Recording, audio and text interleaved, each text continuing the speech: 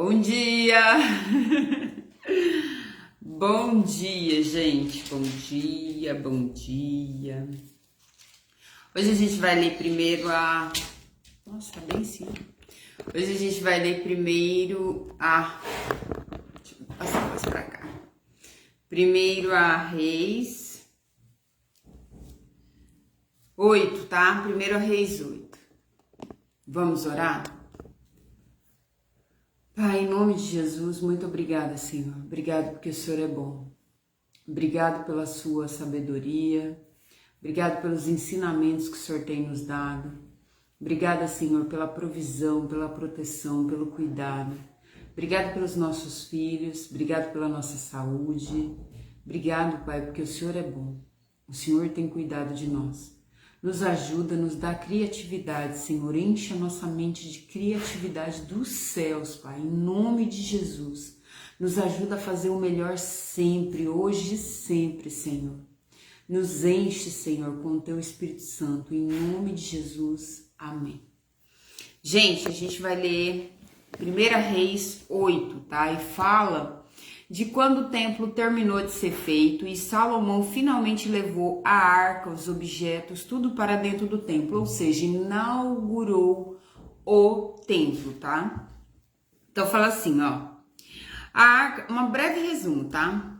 A arca da aliança que estava na barraca que Davi havia construído para ela em Jerusalém, foi levada para o lugar santíssimo, no templo de Salomão, também a tenda da presença que foi instalada no templo. O que acontece? Havia a arca da aliança estava numa tenda construída para Davi em Jerusalém. Em Gibeão estava o verdadeiro tabernáculo, aquele primeiro que Moisés construiu, estava ali. E estava também a mesa da preposição, né, onde eles ofereciam os pães da presença, a menorá, que é aquele castiçal, né, assim, ó, com sete velas, né, no caso, tava lá também, tá? Então, assim, tudo que era do Senhor estava no tabernáculo, menos a Arca da Aliança, e a Arca da Aliança estava nessa barraca feita em Jerusalém. Em Gibeão tinha o tabernáculo e essa barraca em Jerusalém que Davi fez e colocou a Arca da Aliança ali. Fala assim, ó, 1 Reis 8, 1. Aí o rei Salomão convocou todos os chefes das tribos e dos grupos de famílias de Israel para irem encontrar-se com ele em Jerusalém, a fim de levar a arca da aliança de Deus de Sião, a cidade de Davi, para o templo. Todos os israelitas se reuniram durante a festa das barracas. Essa é a festa do tabernáculo. Depois que eles saíram do Egito, eles precisaram viver no deserto em barracas. E depois que eles saíram das barracas do deserto, dos 40 anos do deserto, e foram para a Nova Canaã, né? Canaã, eles começaram a fazer uma festa chamado de festa dos tabernáculos, ou seja, festa das barracas. Por que Jesus... Perdão, tô doidona. Por que Deus tem um tabernáculo, que é chamado de tabernáculo, que é a casa dele, a tenda oficial dele, né? Que ficava ali a Arca da Aliança e todos aqueles objetos.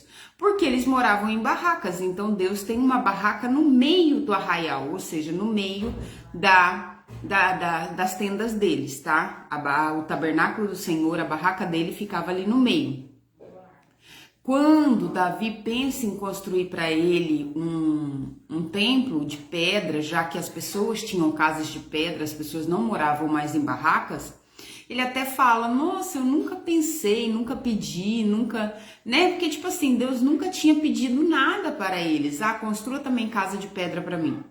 Então ele fica feliz, Deus fica feliz com a atitude de Davi e fala, não, Davi, você não vai construir porque você é um homem de guerra, já matou muita gente, quem vai construir é Salomão. E aí, ó, durante a festa das barracas, ou seja, a festa dos tabernáculos, depois que eles vão para Canaã, o próprio povo institui uma festa e Deus também aprova, porque Deus vai aprovar várias festas, tá? Depois que eles saem para Canaã. durante a festa das barracas, no mês de Etaim, que é o 7º mês. Quando todos os chefes chegaram, os sacerdotes pegaram a Arca da Aliança, lembrando que a maneira correta de carregar a arca era pelos sacerdotes e colocava aqui, ó, no ombro, como se fosse um caixão, tá, gente? Imagina um caixão sendo carregado aqui no ombro, só que a arca, ela era uma caixa muito grande e ela tinha paus, né? Seriam cabos passados por argolas. Então esses cabos iam aqui e eles iam carregando. Não tem aquele meme do caixão? É mais ou menos daquele jeito. Então, ó, quando todos os chefes chegaram, os sacerdotes pegaram a Arca da Aliança. Davi errou quando mandou conduzir em carro de boi. E aí esqueci o nome do rapaz, quando ele toca na Arca da Aliança, ele é fulminado, literal. Porque não era assim que era para carregar, Deus falou. Então, ó, e a levaram para o templo os levitas, que eram pessoas da tribo de Levi, que era encarregado para cuidar da barraca, das coisas que ficavam nessa barraca chamada tabernáculo, né? Esses levitas, toda a tribo de Levi, viviam para o sacerdócio, ou seja, para ser sacerdotes e para cuidar das coisas do templo. Toda essa tribo. Então, ó, e levaram também para o templo. Os levitas e os sacerdotes levaram também a tenda da presença de Deus, é esse tabernáculo, com todos os seus equipamentos para o templo. O rei Salomão e todo o povo de Israel se reuniram em frente à Arca da Aliança e ofereceram em sacrifícios um grande número de ovelhas e touro, tantos que nem dava para contar. Vai ser assim surreal o sacrifício de Salomão. Então os sacerdotes levaram a arca para dentro do templo e as colocaram onde ela devia ficar, né? No lugar santíssimo, debaixo das asas do querubins. Eles entalharam 2 querubins altíssimos para ficar ali no lugar santíssimo, né? Que era esse lugar mais reservado do fundo do templo, onde só os sacerdotes entravam uma vez por ano, porque ali a presença de Deus repousava sobre a Arca da Aliança. Então a glória de Deus invadia aquele lugar e eles não aguentavam a glória do Senhor, eles não aguentavam ficar nem naquele lugar, de tamanho o pecado deles. Então eles não aguentavam se achegar próximo, dava uma aflição, dava um incômodo por causa do pecado, e Deus é santo. Então os sacerdotes levaram a arca para dentro do templo e a colocaram onde ela devia ficar, no lugar santíssimo, debaixo das asas dos querubins. Pois as suas asas estendidas cobriam a arca e os seus cabos. A ponta dos cabos podiam ser vista por qualquer pessoa que ficasse diretamente em frente ao lugar santíssimo, mas não podiam ser vistas de nenhum outro lugar. Os cabos estão ali até hoje. É óbvio que o narrador fala e deveria estar, enquanto esse narrador conta a história, tá? Mas até hoje, não, né? Obviamente que não. Até porque a Arca da Aliança, ela sumiu. Ninguém sabe onde está a Arca da Aliança. Então, ó, dentro da arca estavam somente as 2 placas de pedras que Moisés havia colocado ali, quando no Monte Sinai o Senhor Deus havia feito uma aliança com os israelitas depois que eles saíssem do Egito. Essas placas de pedras, elas foram escritas por Deus. Então, Deus escreve, aí ele desce, aí o povo tinha feito o boi, né? Ele desce do Monte Sinai. Ele desce do Sinai, o povo tinha feito o boi, aí ele quebra as placas de pedra, fica bravo com o povo, faz mais 40 dias, ele tinha feito já 40 dias de jejum para subir, ele faz mais 40 dias de jejum para subir de novo, sobe, Deus se escreve de novo, dá as placas para ele desce de novo com as placas. Essas placas ele coloca dentro da Arca da Aliança, Deus manda construir a arca, ele põe essas placas lá. E ele coloca também dentro da Arca da Aliança o cajado de Arão, que floresceu, né? Floresceu indicando que Arão era indicado como sacerdote, já que o povo se rebelou e falou: oi, bom dia, que Deus te abençoe, tá? Em nome de Jesus. Ah, eu acho que qualquer um pode ser sacerdote, mas Deus tinha instituído Arão. Então, cada um, chefe de tribo, coloca ali o cajado perto da Arca da Aliança e aquele que florescer é o que Deus vai escolher.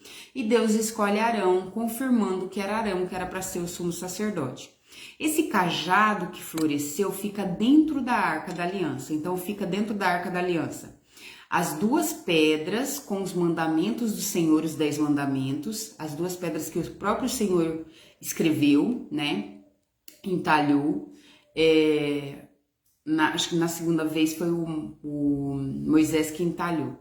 Fica o cajado de Arão que floresceu e também fica um vaso de ouro com um pouco de maná, tá? Maná que caiu do céu, o Moisés põe um pouco dentro de um vaso de ouro, Deus manda que guarde dentro da Arca da Aliança para que aquilo seja uma lembrança, né? Aquilo seja uma lembrança do que aconteceu. Porém, lembrando que a arca já foi roubada uma vez, por qual povo? Por um povo, foi roubada por um povo, eu não lembro se era... Ah, meu Deus, eu tenho que lembrar essa parte, eu tenho que ver essa parte. A arca foi roubada. Quando a arca é roubada, não sabe se ali foi que sumiu o cajado e essa parte do maná, né, esse vaso de ouro com maná. E quando essa arca é roubada, eu acho que, se não me engano, foi pelos assírios. Não. Ah, peraí. Vamos ver se a gente acha a galera que roubou. Peraí, só um minutinho, que nós achamos esse povo que roubou. Peraí. Esse povo que roubou, coloca essa arca da aliança dentro da onde eles adoravam os deuses dele, tá? E aí, o deus dele, obviamente, né, dele é destruído, tá? Fica sem cabeça. Ai, não vou achar aqui agora, gente. Eu só queria achar o nome do povo. Só queria achar o nome do povo, mas eu não sei quem foi. Mas esse povo foi o que roubou a Arca da Aliança. Não. Eu não sei quem foi, mas eu vou buscar quem foi, tá? Que roubaram a Arca da Aliança e talvez nesse roubo foi que não se fala se voltou ou não. Mas agora aqui, quando Salomão vai colocar essa arca dentro do templo, essa arca só tem as pedras. Não tem o cajado de Arão e também não tem esse vaso de ouro com um pouco de maná. Então isso significa que isso foi roubado, obviamente. Isso foi perdido, mas foi roubado. Eu creio que isso possa ter sido roubado quando os inimigos roubaram essa Arca da Aliança, tá? Esse povo roubou essa Arca da Aliança, que foi povo inimigo que roubou. Agora, eu vou procurar amanhã, eu falo o nome do pessoal que roubou essa arca, e eu creio que foi ali que sumiu, porque era de ouro o vaso, que continha um maná, então, né, provavelmente para vender o vaso, não sei. Então, ó, o rei Salomão e todo o povo de Israel se reuniram em frente à Arca da Aliança e ofereceram sacrifícios e um grande número de ovelhas e touros. Então os sacerdotes levaram a arca para dentro do templo e colocaram onde ela devia ficar, no lugar santíssimo, debaixo das asas dos querubins, pois as suas asas estendidas cobriam a arca e seus cabos. As pontas dos cabos podiam ser vistas por qualquer pessoa que ficasse diretamente em frente ao lugar santíssimo, mas não podiam ser vistas de nenhum outro lugar. Os cabos ainda estão lá até hoje, né? O narrador fala, provavelmente até o tempo que o narrador está escrevendo. Dentro da arca estavam somente as duas placas de pedra que Moisés havia colocado ali, quando no Monte Sinai o Senhor Deus havia feito uma aliança com os israelitas depois deles saírem do Egito. Então só ficou essas placas de pedra.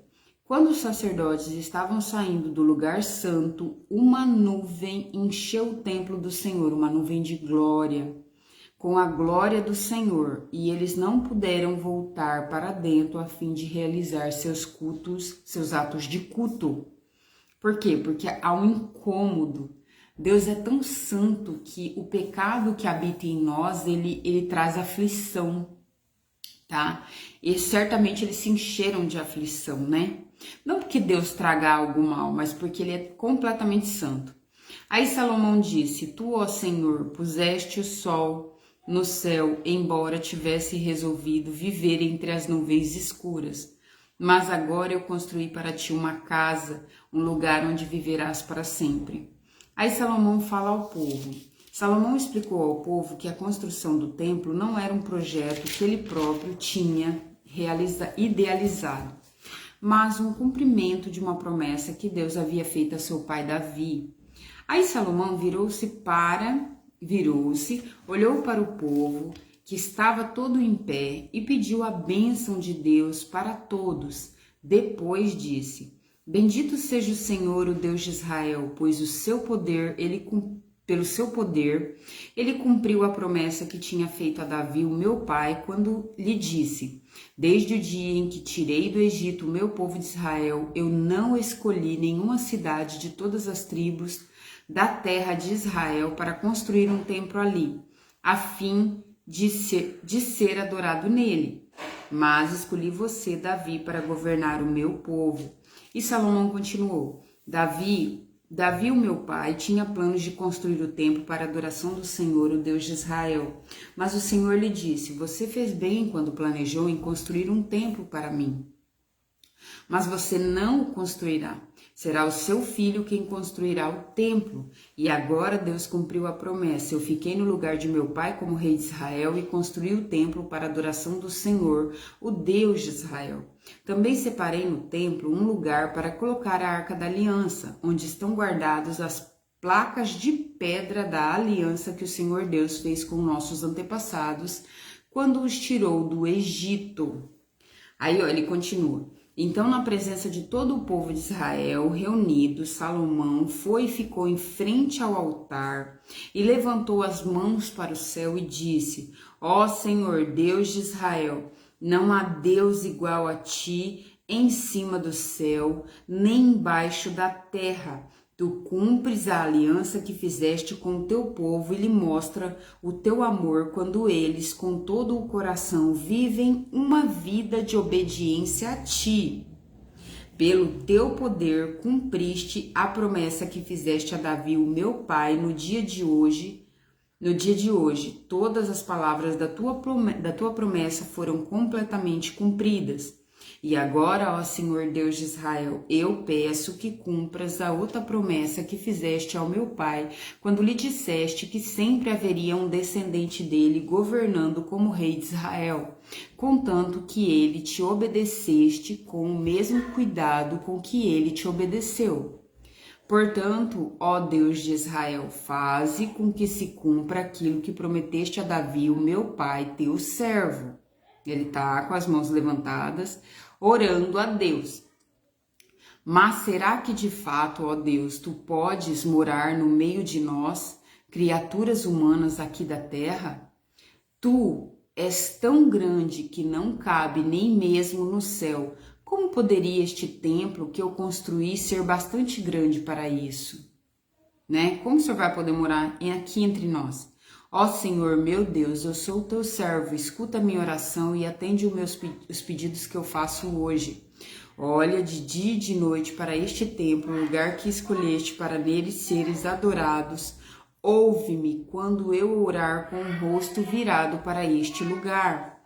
Escuta as minhas orações e as orações do teu povo quando eles orarem com o rosto virado para cá.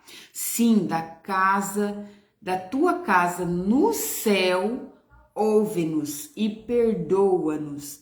Quando alguém for acusado de prejudicar outra pessoa e for trazido até o altar neste templo e jurar que é inocente, ó Senhor, ouve do céu e julga os teus servos.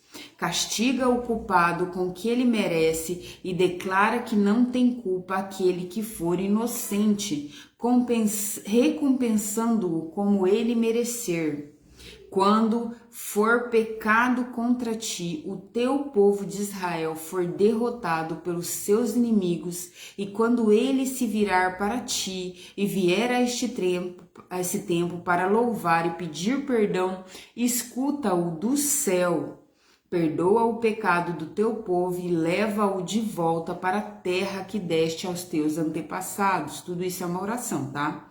Quando o céu se fechar e não chover, porque o teu povo pecou contra ti, e eles se arrependerem e virar o rosto na direção deste templo, e orarem e te louvarem, depois de os tiverem castigado, escuta-os do céu, perdoa os pecados do rei e do povo de Israel e ensina-nos a fazer o que é direito. Ensina-nos a fazer o que é direito.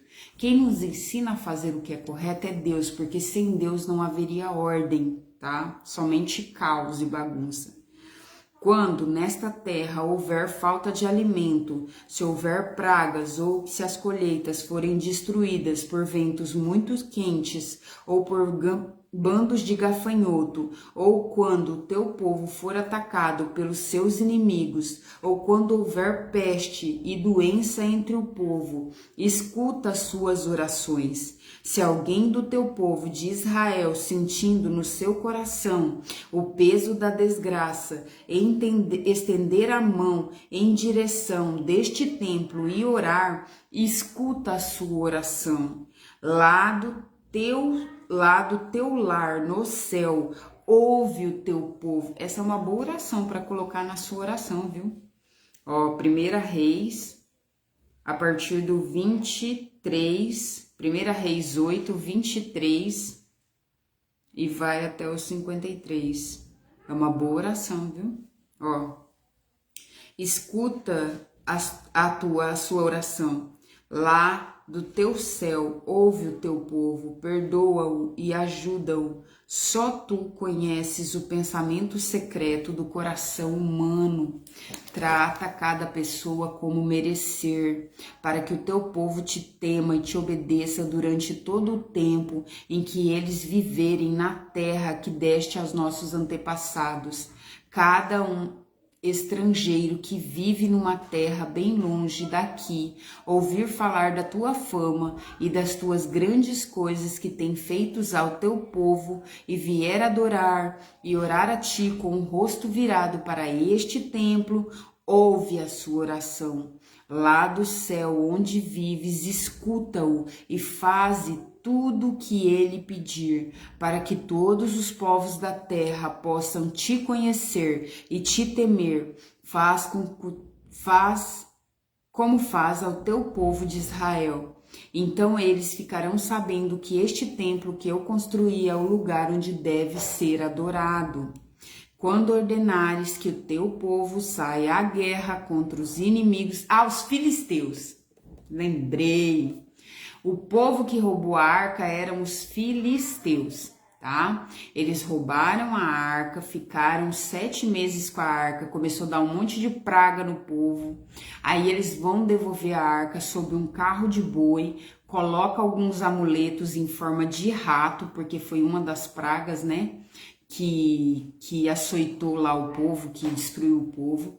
Coloca alguns amuletos e devolve num carro de boi, manda que o carro de boi toque, o carro de boi vai parar em Bet-Semes, alguma coisa assim, Gileade, Bet-Semes em Gileade, eu acho.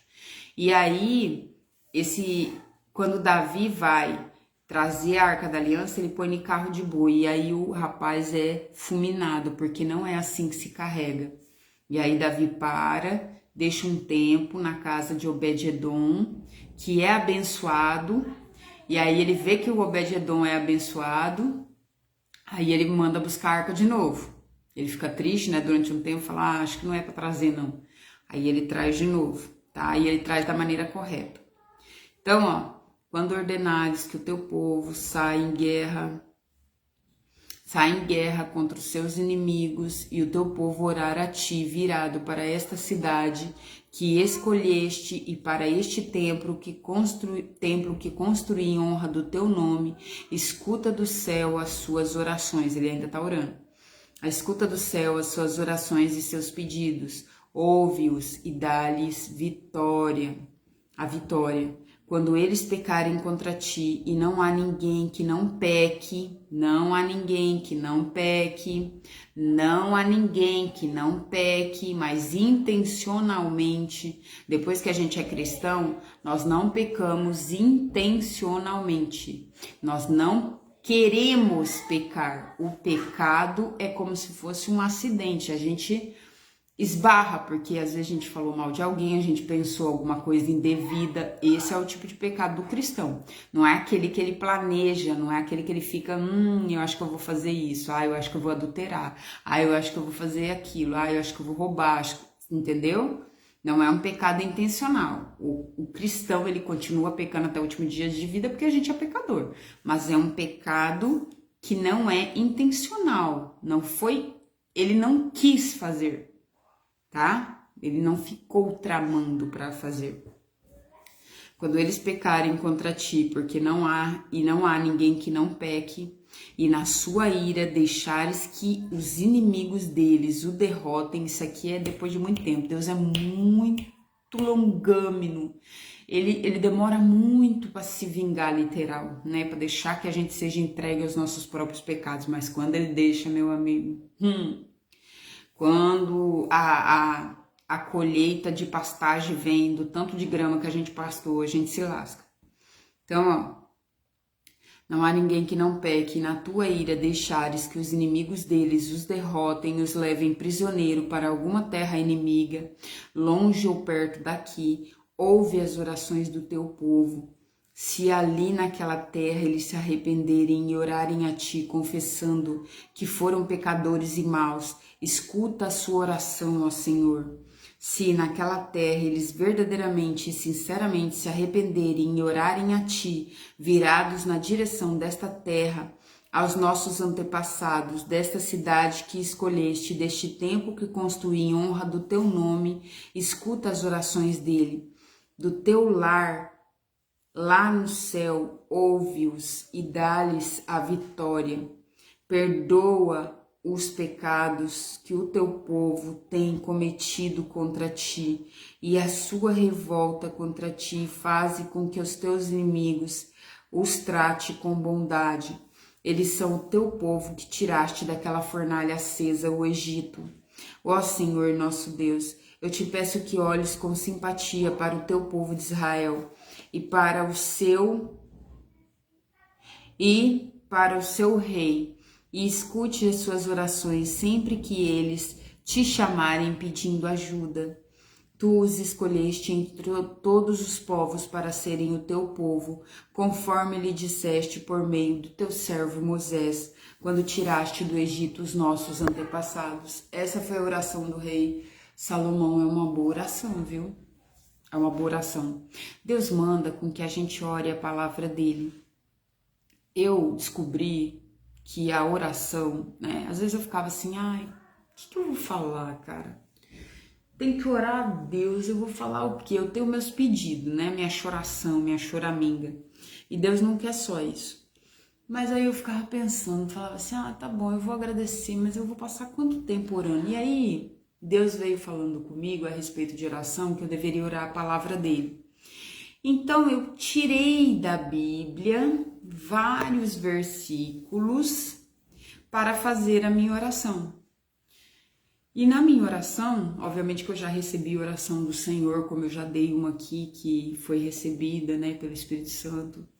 E nesse tempo, quando Deus começou a me ensinar a orar, Deus me deu 3 momentos de oração durante o dia. Ele pediu para mim orar 3 vezes.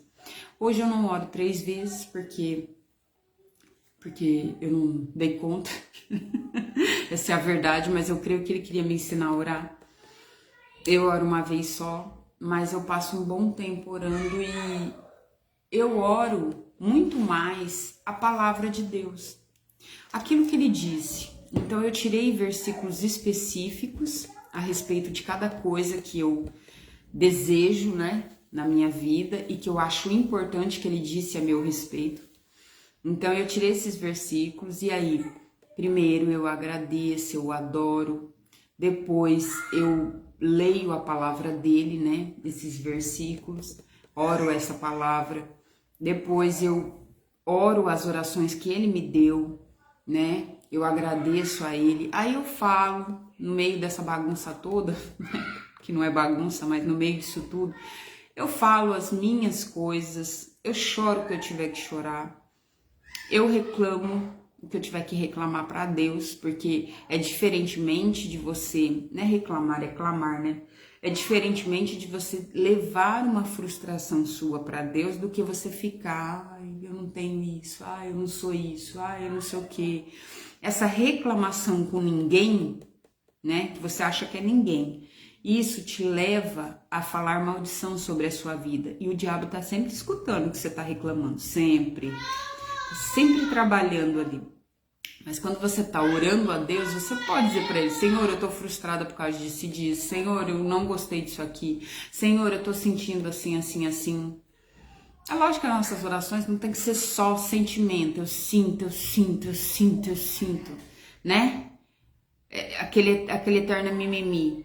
Mas você deve levar o seu mimimi a Deus. É melhor que você leve o seu mimimi para Deus do que você levar o seu mimimi para os outros. Entendeu? Então leva a Deus todas as suas reclamações, perturbações, ansiedades, dúvida, tristeza, leve a Deus. Também saiba agradecer. E no meio disso tudo, saiba dizer para ele: Senhor, eu sei que a tua palavra diz isso, isso e isso. Eu sei que o Senhor faz assim, assim, assim. Eu sei. Entendeu? O Senhor disse isso, o Senhor disse aquilo, o Senhor disse, eu tô fraco, mas é na minha fraqueza que eu sou forte. E também se fortaleça naquilo que ele disse, sabe?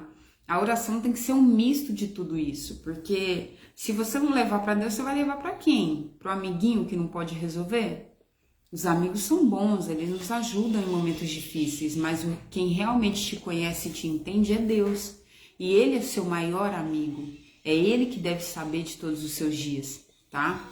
Então, ó, vamos continuar, tem mais um pedacinho, tá?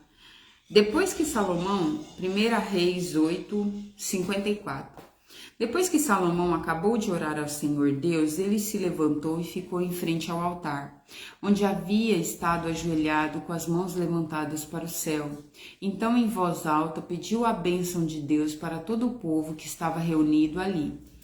E ele disse: Bendito seja o Senhor Deus que deu paz a todo o seu povo, como havia prometido. Ele tem cumprido todas as abençoadas promessas que ele fez por meio do seu servo Moisés. Que o Senhor nosso Deus esteja conosco, assim como esteve com nossos antepassados. Que ele nunca nos deixe nem nos abandone. Que o Senhor nos faça obedientes a ele, lembrando que ele faz as leis e quem cumpre somos nós. O Senhor dá a direção e quem decide obedecer somos nós, tá? Então, ó, que o Senhor Deus nos faça obedientes a ele, para que sempre vivamos conforme ele quer, obedecendo a todos os seus mandamentos, leis e ensino que ele nos deu pelos nossos antepassados. Que o Senhor nosso Deus lembre sempre desta oração e dos pedidos que lhe fiz, que ele sempre tenha misericórdia do povo de Israel e de seu rei de acordo com o que precisarem. E assim todas as nações do mundo ficarão sabendo que somente o Senhor é Deus e que não há nenhum outro. Que vocês sempre sejam fiéis ao Senhor nosso Deus, obedecendo a todos os seus mandamentos e leis como fazem hoje, tá? E aí vamos para a inauguração do templo. Né? O templo foi inaugurado durante as festas das barracas ou dos tabernáculos. E aí fala assim, 62, tá? Então o rei Salomão e todo o povo que estava ali ofereceram sacrifícios a Deus o Senhor. Ele ofereceu em sacrifício presta atenção. Ele tinha feito um templo com 600, que vale mais ou menos 600 bilhões em ouro. 600 bilhões em caso de reais, né? 600 bilhões de reais. Era revestido de ouro. Sabe o que ele vai oferecer para Deus? ele vai oferecer 22 mil bois e 120 mil ovelhas como oferta de paz. De tudo que ele fez, tinha necessidade dele fazer isso? Não. Mas aí é que tá o segredo. Depois dele fazer isso, Deus aparece pela segunda vez para Salomão. É a generosidade do coração. É você entender que primeiro vem a obediência e o sacrifício e depois Deus vem fazer o que ele quer fazer na nossa vida. O Salomão já tinha dedicado muito a Deus, ele não precisava fazer isso. Já estava de bom tamanho, Deus já tinha dado sabedoria, ele já era sábio, ele já tinha dinheiro, ele tinha recurso, mas ainda assim ele tem um coração generoso, porque ele dá honra a quem tem honra, glória a quem tem glória. E esse é o segredo da coisa. Primeiro, a gente vai para Deus, porque Deus é Deus e só Ele preenche o nosso vazio. Depois ele transforma o nosso coração, a gente deixa ele transformar o nosso coração, porque não há evangelho sem a gente ter um relacionamento com Cristo e sem deixar ele nos transformar. Evangelho sem transformação é palha. Evangelho sem transformação é mentira, é hipocrisia. Não adianta um evangelho onde eu ponho a Bíblia, ponho uma roupa de crente, cara de crente, o meu coração continua podre. Não existe evangelho sem transformar o meu caráter, porque quem transforma o meu caráter é Cristo, tá? Então, primeiro eu vou para Deus e Ele sana, Ele transforma a minha vida de dentro para fora. Tá? O evangelho começa dentro, o evangelho não começa só fora. Não é só fora que eu mudo, pelo contrário, eu mudo dentro e tudo vai saindo para fora.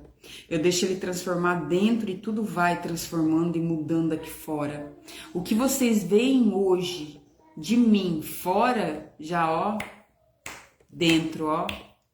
E quem está de pé, cuide para que não caia, porque o velho homem, ele não morre. Nós matamos ele todo dia. Todo dia a gente precisa vigiar para não ficar olhando contos eróticos, para não ficar olhando o corpo dos caras ou das mulheres, para não ficar desejando os outros, não ficar desejando a vida que o povo tem, o dinheiro que os outros têm na internet, o corpo que os outros têm na internet. Todo dia a gente tem que mortificar nossa carne para não ficar desejando o que o outro tem ou com perversões, com situações que vão nos levar a cair em vícios, em ciladas. É todo dia matando o velho homem, porque todo dia o velho homem tá doidinho para voltar à tona. O pecado, ele não sai literalmente de nós, nós vamos apagando o pecado em nós. Nós vamos enchendo de Cristo. Não tem jeito de você tirar o pecado se você não pôr Cristo. Põe Cristo, começa a se alimentar nas músicas, nas pregações, no dia a dia. Se enche de Cristo que o pecado ele vai saindo. E aí a boca fala do que o coração tá cheio. É só você observar postagem, é só você observar palavras, é só você observar. Você observou uma pessoa, você consegue ver o que tem dentro do coração dela. A boca fala do que o coração tá cheio. Você quer conhecer alguém? Começa a ouvir essa pessoa. Ouve o que ela fala. Ouve do que ela fala. Ouve quais são as paixões dela. Você consegue perceber o que tem no coração dela por isso. Pela boca. A boca fala do que o coração tá cheio e é uma grande verdade isso. De tudo que você se enche, uma hora vai sair para fora, transborda. Então, o que essa pessoa está colocando na vida dela vai sair aqui, ó. É aqui que sai. Reclamação. Gente, tem gente que não consegue ser grato. A reclamação é algo tão sério. A reclamação é clamar pelo que é ruim. É clamar, é trazer maldição. Todo o povo que reclamava no deserto passou 40 anos Se você é cristão e você reclama, você é abençoado. Tipo assim, vamos supor, tem isso aqui para você receber. Mas você é um cristão reclamão, você recebe isso aqui. Se você é um cristão reclamão e você tem isso aqui para receber, você recebe isso aqui. E Deus ainda é generoso que te dá, tá? Porque você tá clamando e o tempo todo você tá proferindo maldição, você tá plantando, as palavras são sementes. Você tá pedindo coisas que você não quer. Tem gente que não consegue ser grato com nada. A reclamação é tão severa que a pessoa reclama do tempo, reclama das coisas, reclama da cidade. Gente, não existe cidade ruim. Peraí. Não existe cidade ruim. Repete, Katia. Repete. Repete, Katia, porque é necessário. Não existe cidade ruim. Não tem. Não tem. Não tem cidade ruim. Porque se você tá bem, o lugar onde você tá não importa. A Rafa importa assim. Se colocar 40% do que importa no ambiente, o ambiente não é muito movimentado, não é bom para comércio, não sei o quê. 60% vai do Deus que você tem dentro de você e da condição que você tem de fazer com que o ambiente seja bom. Tem gente que prospera no meio da roça. Tem gente que prospera no meio do mato. Tem gente que prospera numa cidade ínfima. Porque a prosperidade, a felicidade, a alegria, o prazer, tudo vem daqui de dentro, não tá fora. Entende? Tem gente que é feliz com pouco e consegue transbordar no pouco. Tem gente que tem uma tonelada e não dá conta de ser feliz. Se fosse assim, rico não se matava. Se fosse assim, quem tinha muito dinheiro não se matava, porque tem tudo. Entende? Agora tem gente que tem uma reclamação tão profunda, tão enraizada, que nada, absolutamente nada tá bom. Você vê o tempo todo a pessoa reclamando. Reclama disso, reclama daquilo, reclama de não sei o que, reclama do governo, reclama da cidade, reclama da saúde, reclama dos outros, reclama. Deus do céu. E é cristão? Não entendi. Eu não... Oi? Uai, Deus que você serve não é o mesmo Deus da Bíblia? Aquele que abre o mar, aquele que... Cara, presta atenção. Sabe? Não combina, crente. Não combina crente com fofoca, não combina crente com reclamação. Você não vai ser santo.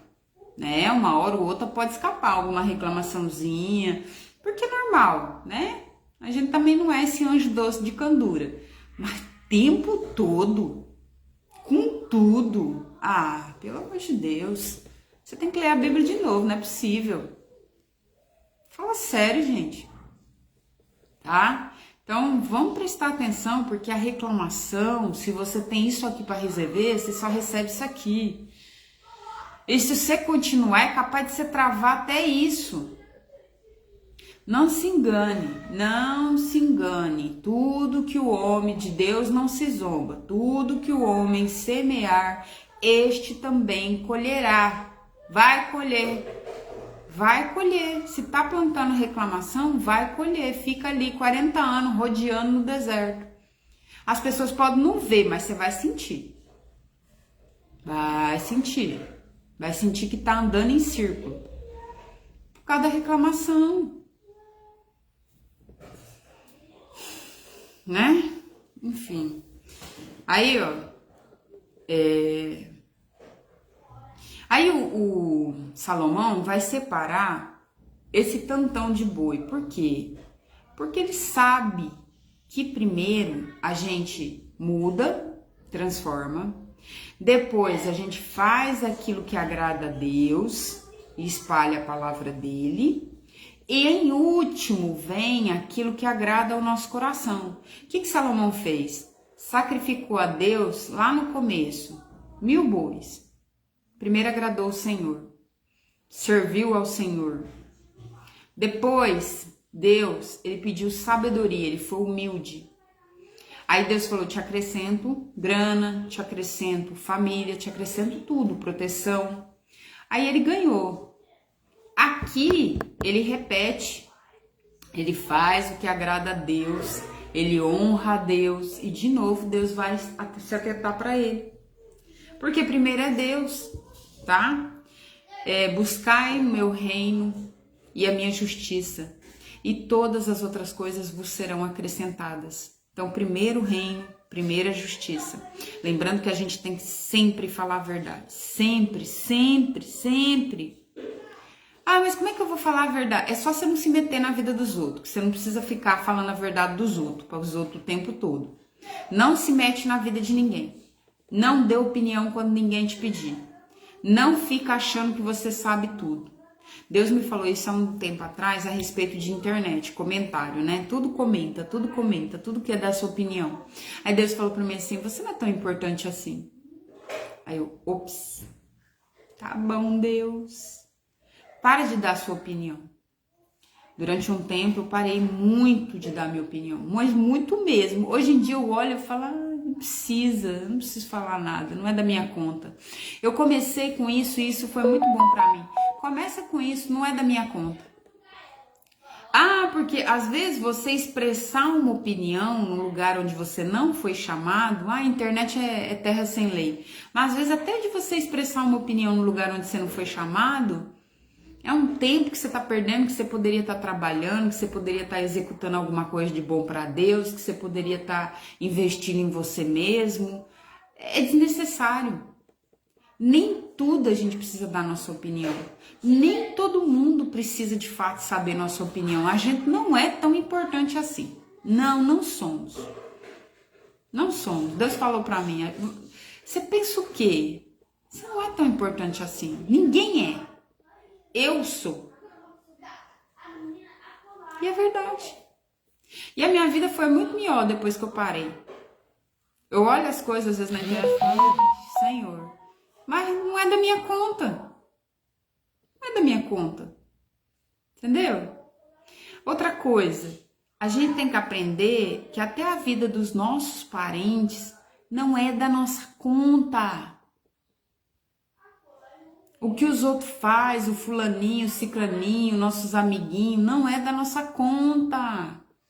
A gente não tem que estar o tempo todo expressando a nossa opinião na vida do outro, tá? Dá pra falar a verdade o tempo todo, se você não ficar se metendo na vida de ninguém. A não ser que te perguntarem. Se te perguntarem, aí você pode dizer o que você pensa. Assim, nu e cru.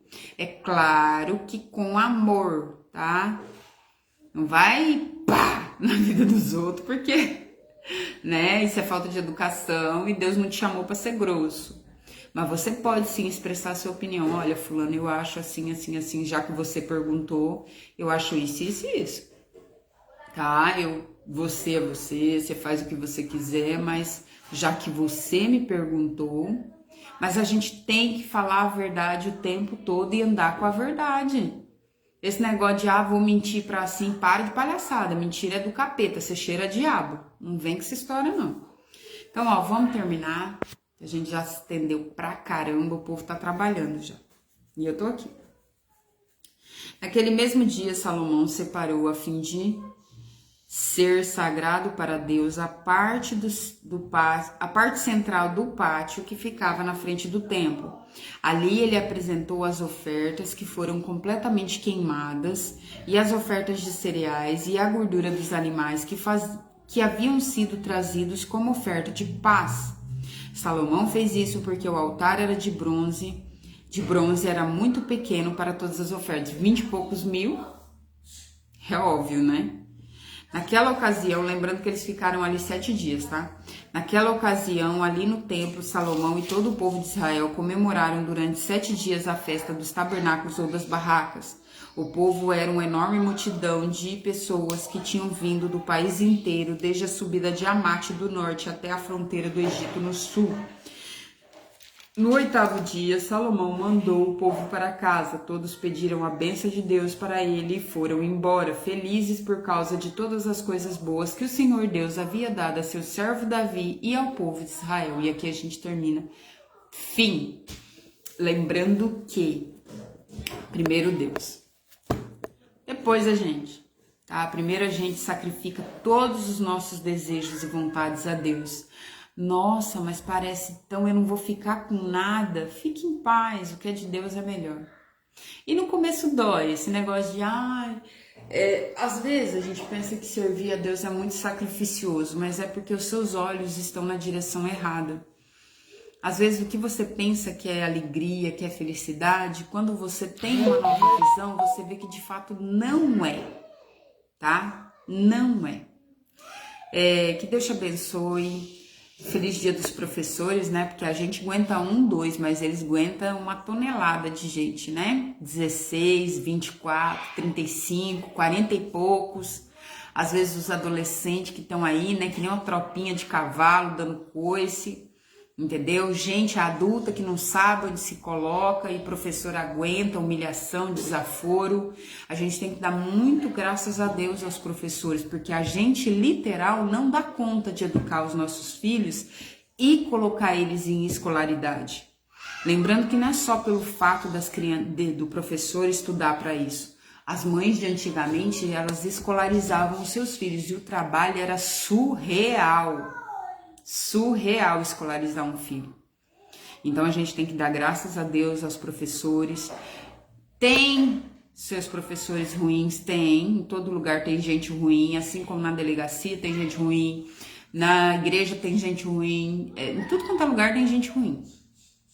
Mas tem professores do céu, tem gente do céu, gente que realmente está empenhada em trabalhar decentemente, em cuidar dos nossos filhos, porque lembrando que primeira série, eles cuidam, que nem creche praticamente, segunda série também, tá? Teu filhinho ainda tá um bebezinho e o professor pega teu filho, além de escolarizar teu filho, ainda tem que cuidar do teu filho que nem um bebê, e é 16 criança, é 20 criança.